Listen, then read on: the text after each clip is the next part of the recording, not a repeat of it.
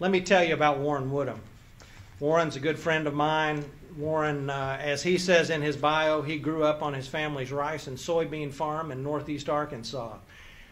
He came to understand financial advising in some of his work over the years, and he's now managing partner at Chartwell Financial Group in Little Rock. Warren has been named as their advisor of the year in 2005, 2006. He was one of the top 25 outstanding young executives in 2006 by Northeast Arkansas Business Today. Warren in 2009 was recognized in Arkansas Business as one of the annual 40 under 40 list. Warren's a very accomplished man. Warren has achieved a great deal in his life. He is a graduate of Arkansas State University in Jonesboro. Is quite involved in the community. He works with different conference centers, with a group in Rwanda. He's married, has 3 children, and I hope he did better financial or family planning than I did. So now I am going to swap the media, if I can do that. And assuming his computer comes back to life, hopefully this will, and I would invite you to welcome Warren Woodham.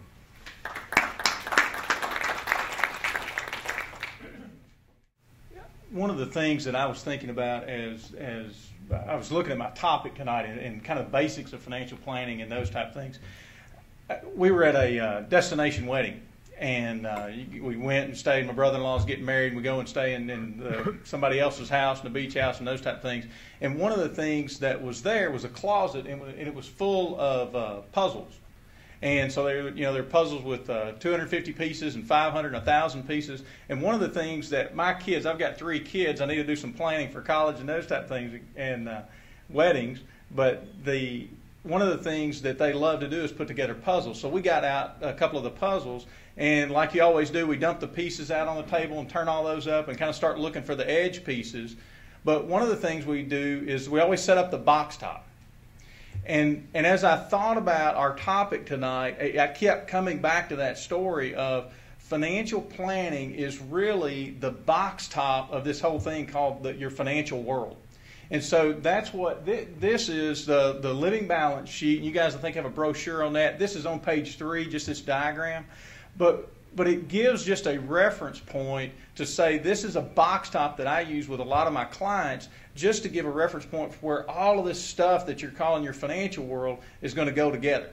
And so we can kind of walk through that. And if I kind of looked at the different areas of that, you've got cash flow there, and Mike did a great job talking about budgeting and those type of things. I want to touch on that again just a little bit. But it's a foundation of a financial plan. And cash flow is nothing more, if I was going to define that, than just money in and money out. So it's our income. It's what we're going to make eventually and those type of things. And so that's kind of cash flow. If we go all the way up to the top, across that gold bar across the top is protection. And it's almost an umbrella that is going to show up on a bad day. And so there's a lot of different things that we can do for protection. And we can kind of get into that and talk about that a little bit more. Assets. Assets are basically the things that we're going to own.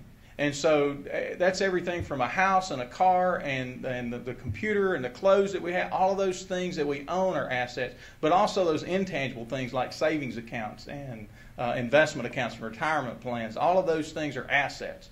And then lastly in the red, we've got liabilities. And liabilities are just basically those obligations that we have to somebody else. And so it's money that we owe. It may be a student loan. It may be a car payment or what we owe on a house. It also may be credit cards and those type of things. And I want to touch on all 4 of those just real quick. If we look at just the overall cash flow, one of the things that I did, and Mike did a great job, and that's one of the things that we work with our clients on, is talking about cash flow and how that impacts. And one of the things that we'll do sometimes is just look at what's the potential. What's the potential a client has to build wealth long term? And I really like the way Mike framed that. And if I was going to put out an ideal budget for somebody in just some really large categories, one of the things that I go to pretty regularly is just kind of a 30-70 budget. And if I was going to draw that out for you guys, that 30-70 budget, I would say, look, let's get 10% going toward giving. and giving that away and looking at what that does. I'm a big believer in tithing and doing those type of things, so I'd put that at the top of the list. Another 10% in that 30 would be debt reduction. So I'm going to use part of my overall income as debt reduction. Another 10% that I would put in as part of that 30 is long-term savings. And then I've got 70% left for taxes and living and doing those type of things. But those are large categories. And one of the things that, if I was going to give you guys some advice as far as around cash flow and kind of looking at what Mike was talking about and how do you address all of that, we've got a program that we work with, just our Young Physicians program, and it kind of takes folks that are kind of senior residents all the way through the first couple years of practice. And one of the things that I hear a lot, especially for the folks that are young in that program, is, well, what do? I don't have a lot of money to save and do those things with. I know one day, eventually, I hope I'm going to make some money, but I don't have a lot right now. So what do I do right now? The main thing that I tell folks to do in that season of life is to know where your money goes and to develop the habit of just knowing where your money goes. And a resource that we use with a lot of clients is just a free website called Mint.com, Mint.com. And Mint.com, you can go on and plug in your accounts to that, and it'll put it in a pie chart, and it'll show you where you're spending your money every month. And I would really encourage you to spend 20, 30 minutes a month. You don't have to live there, but touch it on a regular basis and know where your money's going. And so that's one of the questions we get early on. And then once people start getting toward the end of residency, they're starting to look at what should they do and what potential do I have. And we'll a lot of times pull up this calculator and kind of walk through some of these numbers with them. But then we're also kind of laying in over the top of that 70-30 budget that I'm talking about. And so this is just an interesting calculator that some of my clients really like, that just starts looking at what's my potential earning in a career. And we'll just use an income like $150,000 as an income, and basically say, you know what, let's earn $150,000, and over time we're going to get some increases. So maybe we get an increase of 5% a year or something like that over time. And basically what we're looking at is what is the maximum kind of potential wealth that I could create. And so if we had no expenses, we had no taxes, and we could take all of the money that we're going to earn and put it in an account and earn 5, 6, 7%. We'll just use 6% as a kind of a long-term number. What does that look like? Well, basically, if I could do that, what it says is I've got the potential to earn and save somewhere around $22 million over that time. Now, again, I don't have any taxes. If I'm saying that I live in this world where I don't have any expenses. But that's not the real world, is it? And so we start going down and saying, well, we're going to have some taxes around that. And so if we just put in like a 35% tax rate long term, we've got some debt that we're going to service. We may have a home loan. We may have school loans. Those type things are going to be out there, and we're going to take a percentage of what we earn and send to that. And so we're living in that. And so we may have, 15% going toward debt. And then we've got lifestyle at the bottom, and lifestyle is all the other stuff, right? It's gas and groceries and all of those type things. So we may have, 45% going toward lifestyle. And if we do that, what happens is all that potential that we had starts to turn red. And you start to look at it. And if I look at it now, we're saying we're going to save somewhere around 5% of income. We're going to have about $1 million long term.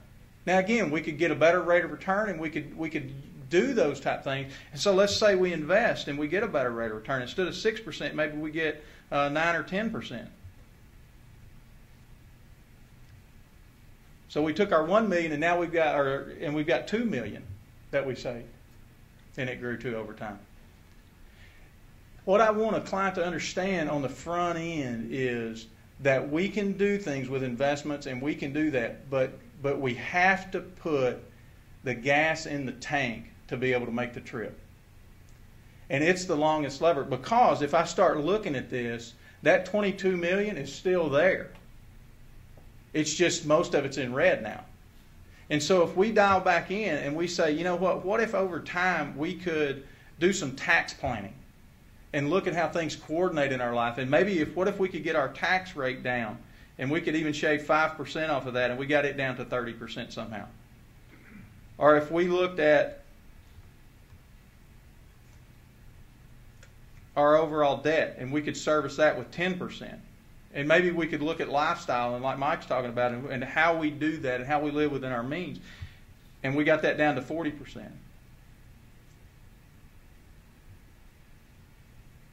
Ultimately, it's not going to be the rate of return that we get is a very powerful, like Mike's talking about, that compound interest. That is a very powerful principle. But the more money that we can figure out how to save from taxes, from debt, from lifestyle, and do those things, it's putting the gas in the tank to be able to make the trip. And somewhere in that 15 to 20% range, saving toward long term is what we try to help a client understand and how to structure financially to do that. And so cash flow is a big deal. And like I said, it's if I could give you any advice right now, it's know where your money's going and structure that where you can see that.